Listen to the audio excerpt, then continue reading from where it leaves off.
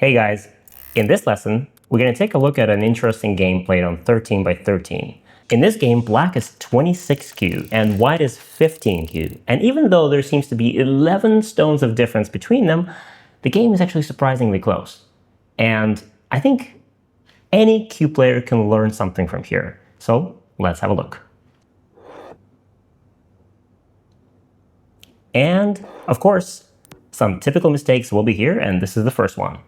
This is our favorite knee kick, and it is not a good move because white can block, and now black stone is in trouble.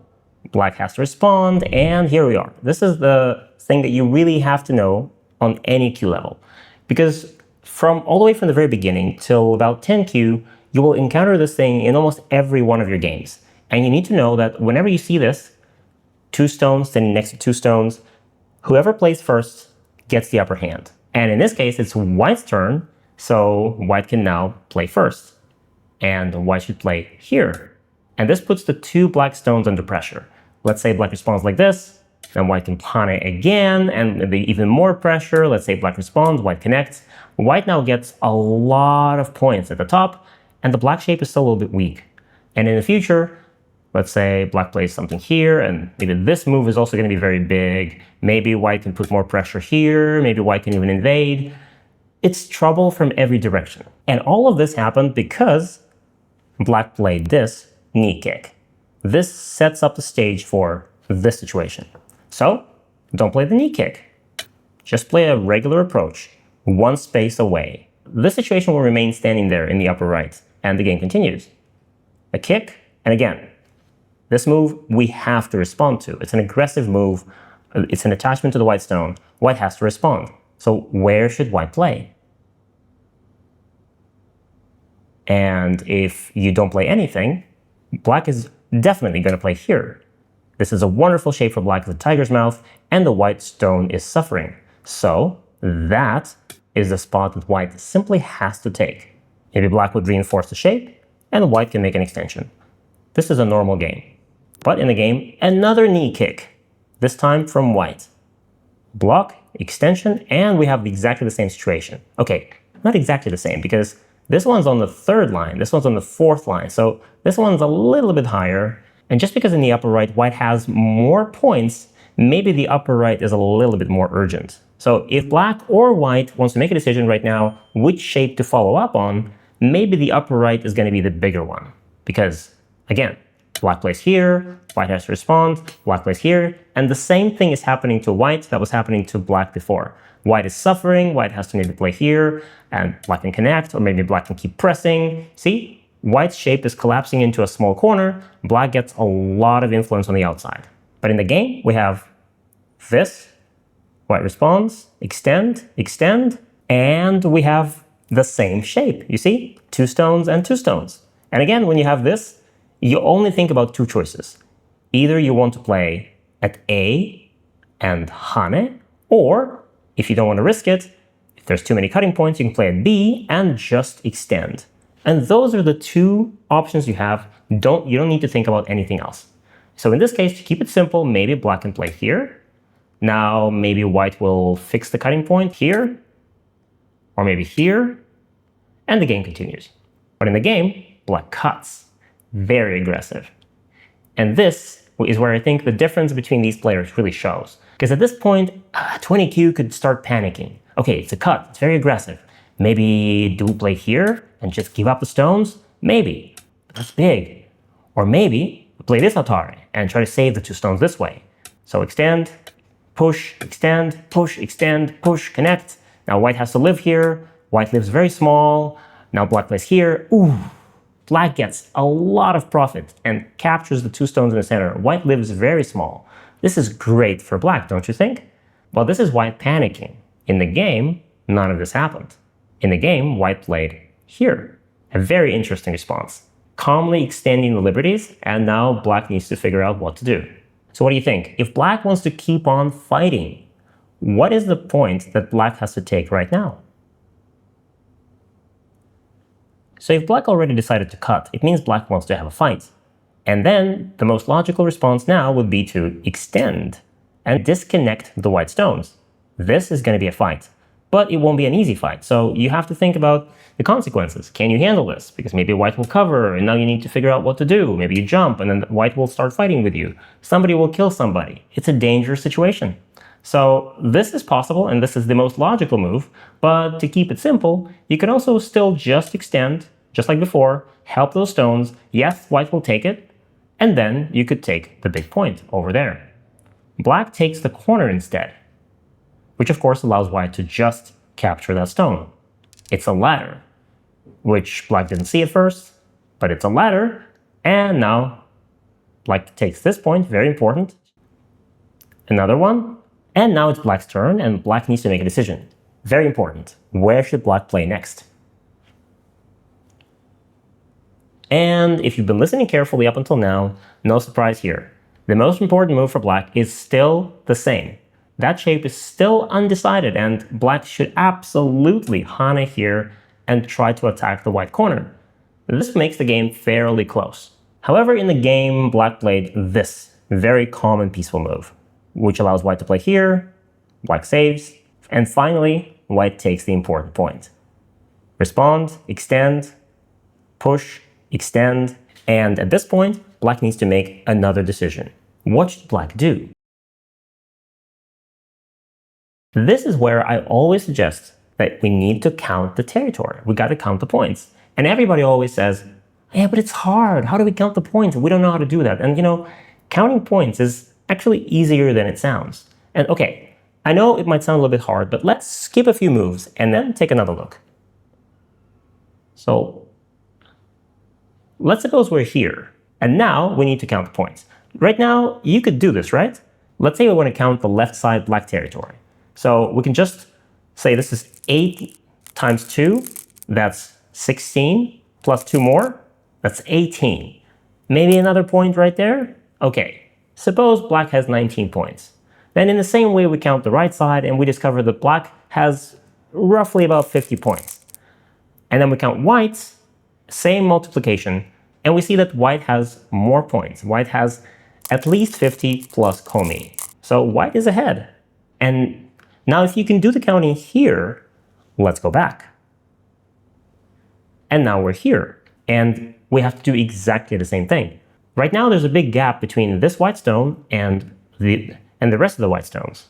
So let's just imagine that this white gap doesn't exist. It's going to be a wall, a white wall right over there. So we're going to allow white to keep the entire top side. And then we count the points. We count those 3 lines as 13 times 3, that's 39, plus a few more, plus the bottom is around 10, and we get the same thing. White has 50 plus Komi, so white has 56, 57, black has about 50, which means black is losing the game. Black is about 6, 7 points behind. And if you're black, and you just did this counting, and you know that if you allow white to take the top side, white is going to win the game, then you just can't allow white to take the top. You know that this is the direction of play which leads to a loss. So you have to change it. You have to come up with anything that will not give white the entire top side. And I don't know what this anything has to be, but for example, let's just make an invasion right here and see what happens. See how white's going to protect against this. Or make an invasion here. Or make an invasion here. It doesn't matter where it's going to be. This could be wrong, this could be a mistake, and maybe you're still going to die. But we know that not making the invasion will definitely lose the game. So that's just as simple as it is. You have to invade. And if you don't do the counting, that's what happens. Black plays here, and this move just allows white to Hane. Black pulls back, white connects, the top side is getting more and more fixed, and we do this, this, this, this, and there we are. White has all the territory at the top. And because after this you cannot really hope to invade and kill something or snatch the territory away, that's it. This is where if we just finish the endgame normally, white is going to win. Alright, let's forget about this for a second and look at this only from the endgame perspective. It is still black's turn. The gap is not very large. So where is the biggest move for black right now? Where should black play? This question might sound very difficult because this is close to endgame, there are many places to look at, and you don't know where is the biggest place. But first of all, remember, it's always going to be somewhere on the edges. So you're always looking at the edges and the third lines, second lines. And ironically enough, the answer is still the same. Those 2 stones and 2 stones are still standing there, and whoever plays first on the second line gets the upper hand. So if it's black's turn right now, black should play here. And here's why. So think about it this way. Right now, black has 2 stones that are not very strong. And when black plays here, white responds, black connects. Now black has 4 stones that have 1, 2, 3, 4, 5 liberties. So black becomes a lot stronger. And white gets cutting points. So if white wants to keep the top side, white probably needs to protect right now. So black gets all of this without losing the initiative. Now let's reverse it. And we play the move that was actually played in the game. Black played here, which is not on the edge and not getting a lot of points. And now white gets a chance to play here. So white plays here, black responds, white connects. Now those 2 stones from before are now 4 stones. And those 4 white stones have 1, 2, 3, 4, 5, 6 liberties. So again, now white is tremendously stronger and black has cutting points. So if black wants to keep the right side, black needs to respond and white gets it for free without losing the initiative. So this move is sente for black and sente for white. And when that's the case, this is the kind of move that you want to take as fast as possible.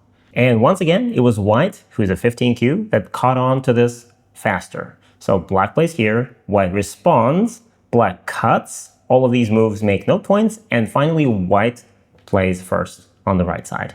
Black responds, white connects, and now instead of fixing the weakness, black plays this, and this is a mistake. Black's shape is not strong enough for this. White responds, black connects, and cut. Here, and black can't save the 3 stones. Black tries, but there we are, the stones are captured. And now here we are, the big finale. If before when I asked you to count the points, you could have said that it's a little bit difficult because it's not clear who's winning.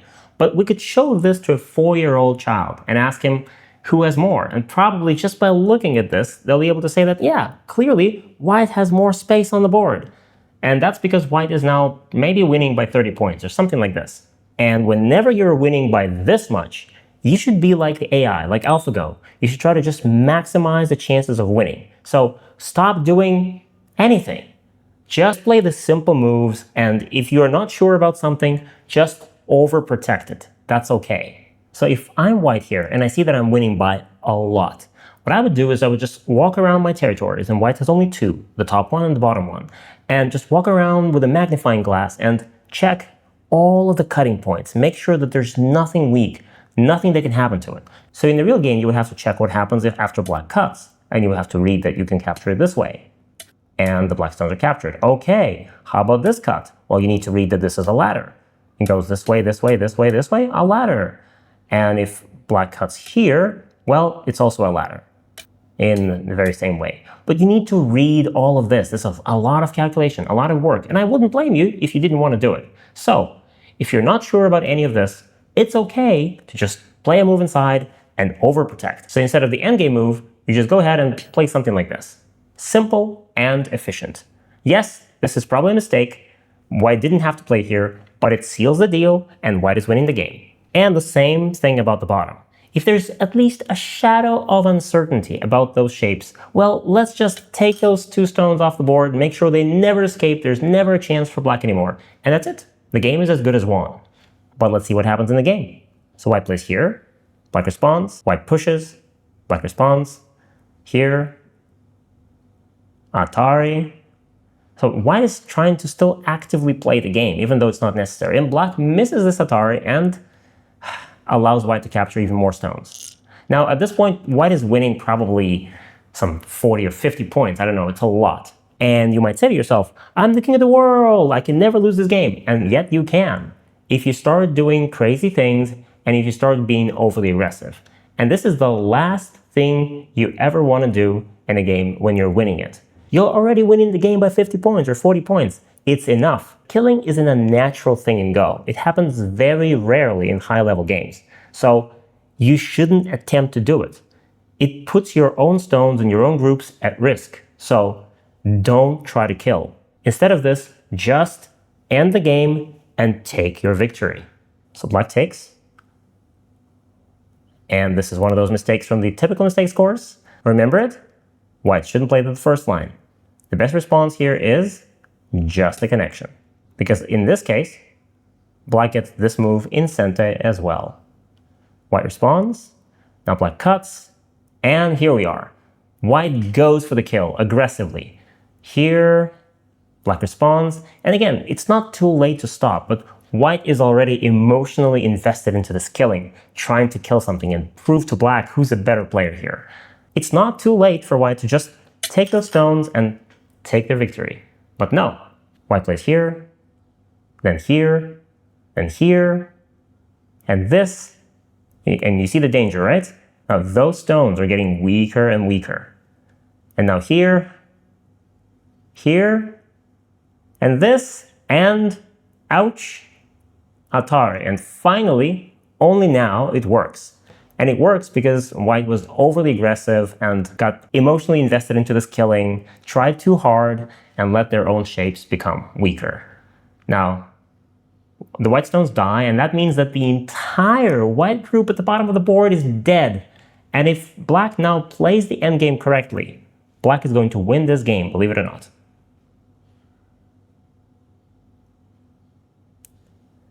So after this, white makes an invasion. And by the way, how would you respond to this? What is the correct response to win the game?